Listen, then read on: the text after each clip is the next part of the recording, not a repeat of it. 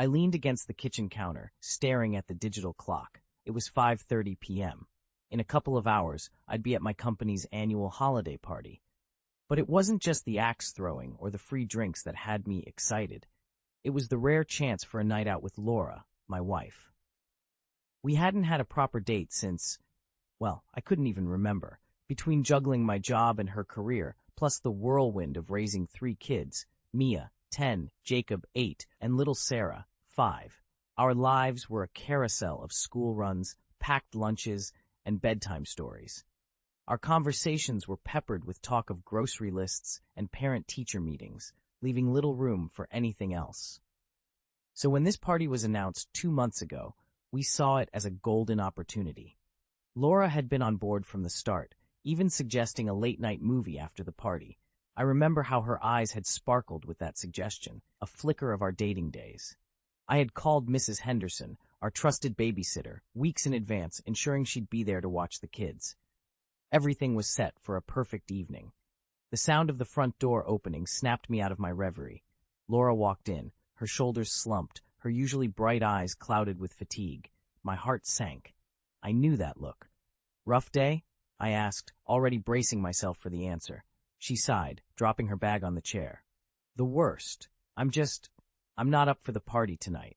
I'm sorry. I just can't." I felt a twinge of disappointment, but masked it quickly with a nod. "I understand. Bad days happen."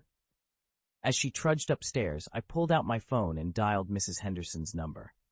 "Hey, Mrs. Henderson, I'm really sorry, but we won't be needing you tonight. Laura's had a tough day and won't be coming to the party with me. Of course, I'll Venmo you the cancellation fee." It seemed like the sensible thing to do. Why have a babysitter when Laura was home? Minutes later, as I was knotting my tie, Laura reappeared, looking slightly more composed. "When's Mrs. Henderson arriving?" she asked. I paused, confused. I canceled her. You said you weren't coming, so I thought." Her expression changed instantly, her exhaustion morphing into frustration. "You canceled her? Sean, I needed this night. Just because I'm not going out doesn't mean I don't need a break, especially after today. But I thought you'd be okay with the kids. I didn't think having a babysitter made sense if you were home," I tried to explain, but she wasn't having any of it. "No, you just assumed.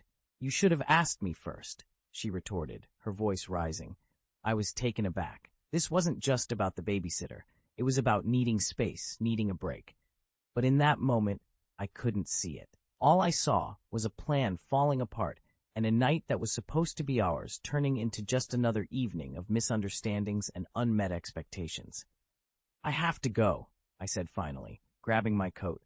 "We can talk about this later." As I left, her words echoed in my head, a mix of frustration and guilt beginning to stir within me. The night was off to a rocky start, and little did I know, it was only going to get more complicated. The drive to the venue was a blur, my mind stuck in a loop replaying Laura's words.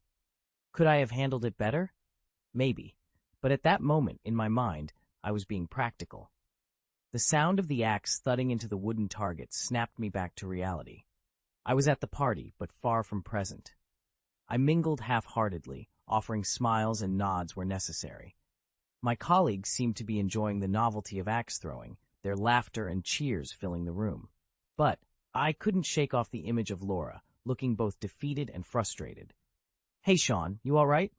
Mark, a colleague and a friend, nudged me as I missed the target yet again. "Yeah, just thinking about something at home," I admitted, my throat going wide once more. "Trouble in paradise?" he asked, half joking. I shrugged. Laura had a bad day, decided not to come. I canceled the babysitter, and now she's upset about it. Mark raised an eyebrow. "You canceled the sitter? Dude, that's risky territory." I defended my decision. It didn't make sense to have one when she was home. I thought I was doing the right thing. Mark was thoughtful for a moment. "Sometimes what seems logical to us isn't what they need. Did you ask her before canceling?" The question hit home. I hadn't. I assumed, and now I was at a party, my mind miles away. My phone vibrated in my pocket. Texts from Laura, each one a crescendo of frustration and exhaustion. The kids were being particularly challenging, and Mrs. Henderson wasn't answering her calls. I excused myself from the group, stepping outside for a moment of quiet. The cold air was a slap to my face, a wake-up call. I dialed Mrs. Henderson, hoping she'd pick up, but it went to voicemail. I texted Laura, trying to placate her, saying I'd come home early. I leaned against the wall, feeling the weight of my decision. It wasn't just about tonight. It was about understanding, about recognizing when to step in and when to step back. In my effort to be logical, I had overlooked her need for space, for a moment of respite from the daily chaos. The party buzzed inside, a stark contrast to my internal turmoil. I realized then that this wasn't just about a canceled babysitter. It was about empathy, about seeing beyond the surface of "I'm fine" and "it's okay." With a heavy heart, I decided to leave the party early, my mind filled with apologies and resolutions.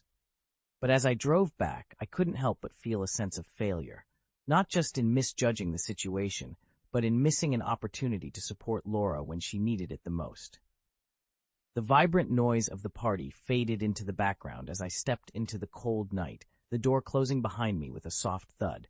I should have been there, throwing axes, laughing, maybe even winning some silly prize. Instead, I was heading home, my mind a turmoil of regret and confusion. Driving back, the empty passenger seat next to me was a stark reminder of how the evening was supposed to unfold. Laura and I, side by side, sharing laughs, maybe stealing a kiss or two. But reality was far different. I glanced at my phone, resting on the dashboard, lighting up with Laura's messages, each one a mix of frustration, exhaustion, and a hint of desperation. As I navigated the familiar streets, my thoughts wandered to Laura.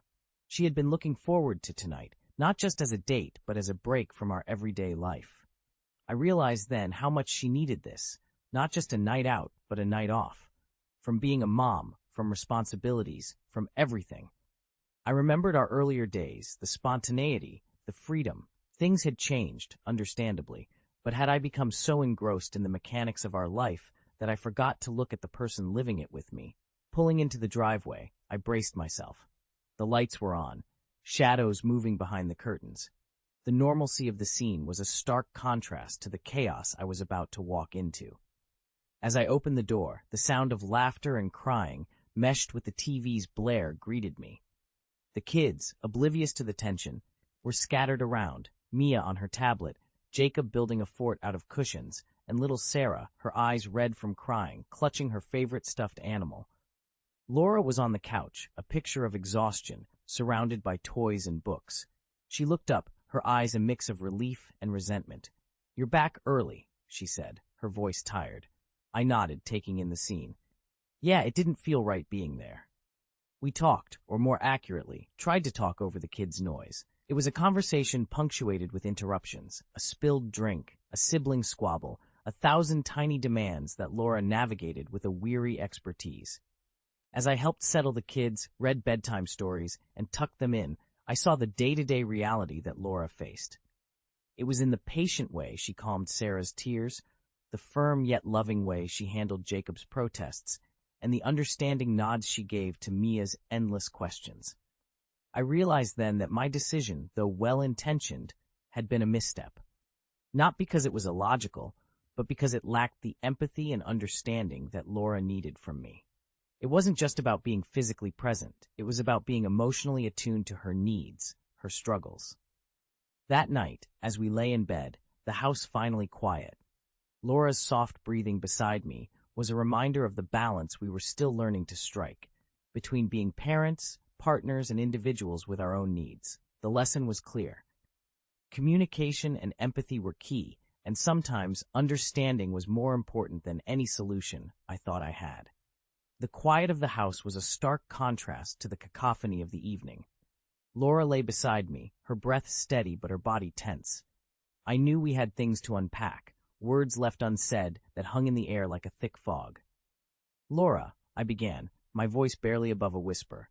"I'm sorry about tonight. I should have asked you before canceling Mrs. Henderson." She turned to face me, her eyes reflecting a mix of emotions. "It's not just about the babysitter, Sean. It's about feeling supported, feeling understood." I listened, really listened, as she spoke about her day. The unending demands at work, the pressure, the exhaustion. How she had looked forward to tonight as an escape, a brief respite. Her words painted a picture of her struggles, ones that I had been too preoccupied to see.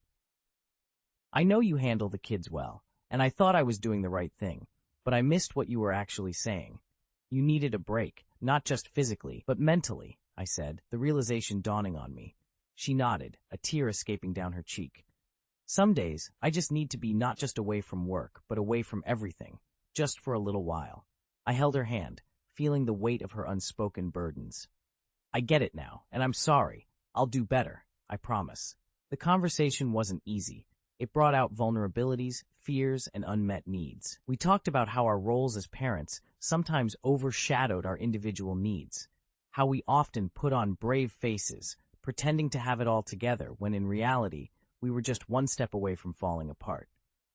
We discussed the importance of self-care, of giving each other the space to recharge. I realized that being a partner wasn't just about sharing responsibilities. It was about sharing emotional spaces, understanding silences, and reading between the lines. As we talked, a plan began to form, a promise to each other to be more communicative, more understanding, to not just assume, but to ask, to listen. We agreed to set aside time for ourselves, both individually and as a couple. It was a commitment to not just coexist, but to co-grow, to navigate the complexities of life together. That night, as I finally drifted off to sleep, I felt a sense of resolution mixed with a newfound understanding. The evening hadn't gone as planned, but perhaps it was a necessary detour, one that brought to light the unseen cracks in our relationship. It was a wake-up call, a reminder that in the whirlwind of life, we needed to pause, reflect, and reconnect. The next few days were a period of quiet introspection. The usual routine resumed, but there was an undercurrent of change, a subtle shift in our interactions. We were more mindful, more attuned to each other's needs. In the quiet moments, I found myself reflecting on the events of that night. It was like looking at a familiar picture, but noticing details I had previously overlooked. Laura's need for a break wasn't a mere whim. It was a necessity, a lifeline in our hectic life. I spoke to a few friends about it, seeking different perspectives. Some echoed my initial logic, but others offered insights that broadened my understanding. They talked about the importance of mental health, of giving each other space to breathe. It was a learning curve, understanding that sometimes what's logical isn't always what's needed. During a lunch break, I called Laura. "How's your day going?" I asked, a simple question, but laden with genuine concern. "Better," she replied, and I could hear the smile in her voice. "Thanks for asking." We began to have more of these check-ins, short conversations where we shared not just updates but feelings and thoughts. It was a new layer to our communication, one that brought us closer. I also started to notice more. The way Laura's eyes lit up when she had a moment to herself, the grateful smile when I took over some chores without being asked, the relieved sigh when I suggested a spontaneous family outing to give her a break. These small observations became significant, pieces of a larger puzzle of our shared life. One evening, as we sat on the couch after the kids were in bed, I broached the topic of that night again. "I've been thinking a lot about what happened," I began. "I want to understand better. Tell me what you need, what I can do." Laura leaned against me, her head on my shoulder. "Just this," she said, "talking, understanding, being here. It's not about grand gestures, but about the little things that show you care." That conversation was a turning point. We didn't just talk, we connected, delving into topics we had skirted around before. We discussed our dreams, our fears, our frustrations. It wasn't always easy, but it was honest and raw. We also started planning regular date nights, not just as a couple, but for each other individually. Time alone to do whatever we wanted, no questions asked. It was our way of acknowledging that apart from being partners and parents, we were individuals with our own needs. As days turned into weeks, the changes became more apparent. There was a new rhythm to our life, a harmony that stemmed from mutual understanding and respect. We laughed more, argued less, and found joy in the simple act of being together. Looking back, I realized that the incident with the babysitter was a catalyst for a deeper connection. It forced us to confront issues we had been ignoring and opened a dialogue that strengthened our bond. As the days melded into a new normal, I realized that the incident with the babysitter had been a blessing in disguise. It was a jolt out of our complacency, a reminder that our marriage, like any living thing, needed care and nurturing. We had started implementing our plans for individual and shared time. Laura had her first day off, a day where she did whatever she pleased while I took care of everything at home. She returned rejuvenated, her smile brighter, her energy renewed. Seeing her like that filled me with a sense of accomplishment and happiness. Then came our scheduled date night. I had arranged everything. Dinner at her favorite restaurant, followed by a movie, the genre of which was her choice. It felt like those early days of our relationship, tinged with excitement and a hint of nervousness. As we sat across from each other at the restaurant, candlelight flickering between us, I saw in Laura's eyes a spark that had been dimmed by the routine of daily life. We talked, laughed, and for those few hours, we were not just parents or partners, but Sean and Laura, two people rediscovering each other. On the drive home, Laura took my hand. "Thank you," she said, her voice soft but sincere. Tonight was perfect, and not just because of the dinner or the movie, but because I know you understand me better now. That means everything. I squeezed her hand, a surge of emotions welling up inside me.